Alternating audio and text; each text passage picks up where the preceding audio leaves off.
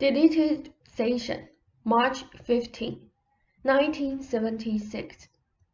Now, good evening. You black your own energy many times because of old habits. If you faithfully followed through on your moods, inclinations, and leanings in, say, any given week, you would discover that you wanted to work, felt like working, and worked well for certain periods of time. You would not go shopping or do any chores you did not absolutely need to do. Your work would be clear and unimpeded. It would dictate the decisions you made. You felt like working and so you worked. It would make little difference, and this applies to each of you, whether you worked 20 hours for 3 days straight, or whether you worked more regular hours. Following your inclinations, you will discover your own prime working creative rhythm. On other occasions, you would not feel like working. You would not force yourself to work on those occasions, for your natural need for play of some kind. Outings or guests would then assert themselves. You would enjoy chores done then, for your body and mind would both be refreshed by the different activities. You would be working intensely when you work, and your relaxation periods would be far more refreshing. Your work would come easier. The irritations are caused by blockages. You do chores often when you feel like working, and often when there is no real necessity to do them. The few, very few, daily necessary chores are minute. On the other hand, you often work when you do not feel like it, but need other refreshment, simply because, of course, you have already tired yourself through the ensuing dilemmas. You then begin to anticipate further distractions. When a so-called distraction at one time is welcomed at another time, then obviously it is no distraction, but expresses a need. You went to the bank today because you thought you should going against your feelings. You went with your feelings about marrying, but this caused you difficulty instead of enjoyment because of the bank. Such a policy would allow you an automatic way of making such decisions, would clear the air and give you each a far more exuberant flow of energy. Spontaneity knows its own order. The creative self is the most spontaneous of all. There are hidden rhythms of creativity that you do not take advantage of, and I am not speaking here to you. Ram noted, RFB. They said alone. They become overlaid with cultural habits.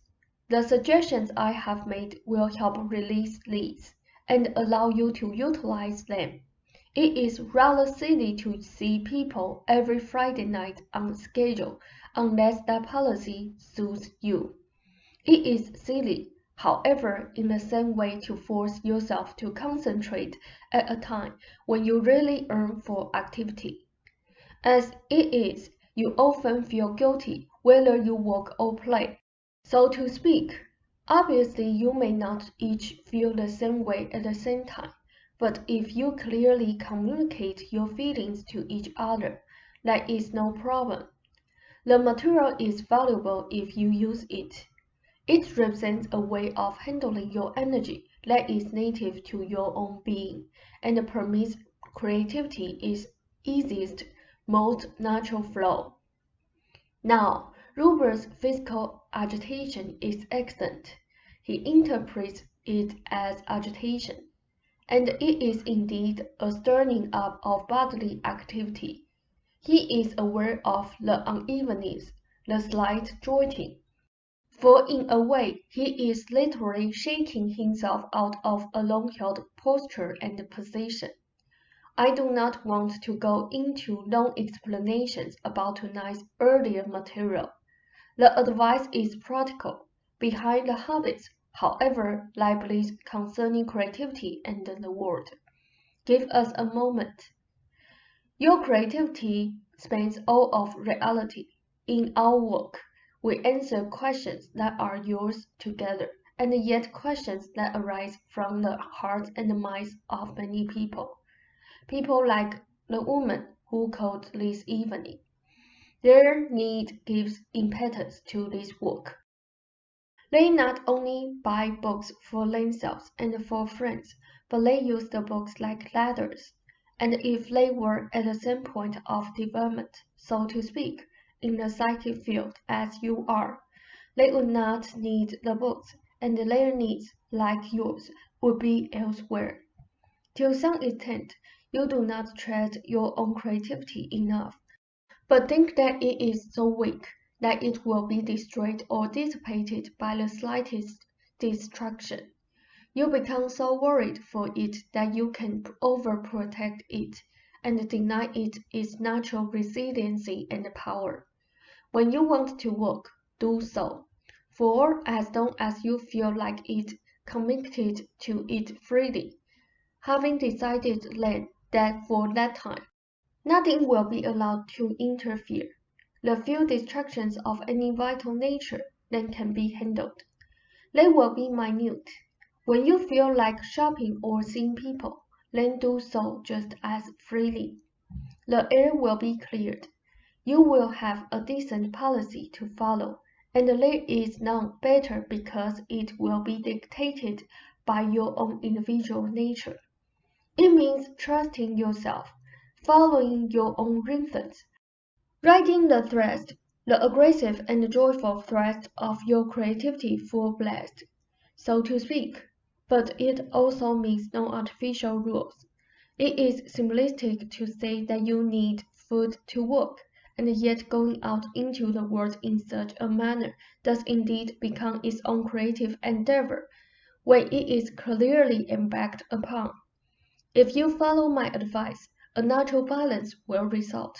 The chores will get done, but they will no longer be chores. Your guests will be enjoyed, because you will see them when you naturally feel so inclined. This does not mean you can't plan ahead. It means not being mechanical. There is no need either to dread the summer. On any important level, it is a ridiculous way to behave, each of you, particularly in anticipation. There at least Rupert has been somewhat more flexible, taking advantage of the lovely dawn hours when the world is still, for quiet work. Then you do not resent the afternoon rockets, but accept neighborhood noises as the world's activity, and it becomes, though you will not believe me, a refreshing and needed counterpoint. Otherwise, you find yourself never fully pleased with what you are doing while you are doing it, and caught up in crises of resentment.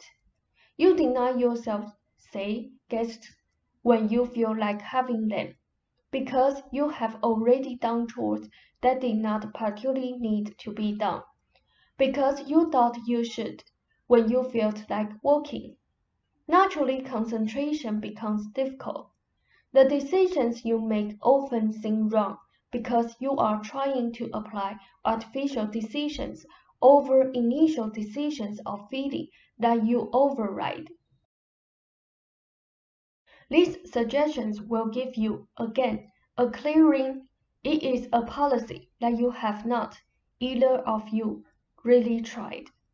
Do not compare yourselves with people in the so-called work-a-day world. This is a gross error. Your challenges, rewards, interests, and ways of life do not match. I am not suggesting that you turn your life upside down, necessarily, and work at night. On the other hand, you do have that freedom with time that others do not possess, and it is one that you overlook. You have both been concerned with these problems. After your discussion this evening, Rupert asked me to say what I could. He is freer now, but all of this applies to him when he resumes on another book. I cannot emphasize the validity and importance of these suggestions too much, particularly the clear flow of both the creative and psychic abilities. Take your break, or endlessation as you prefer. Racet will take the break.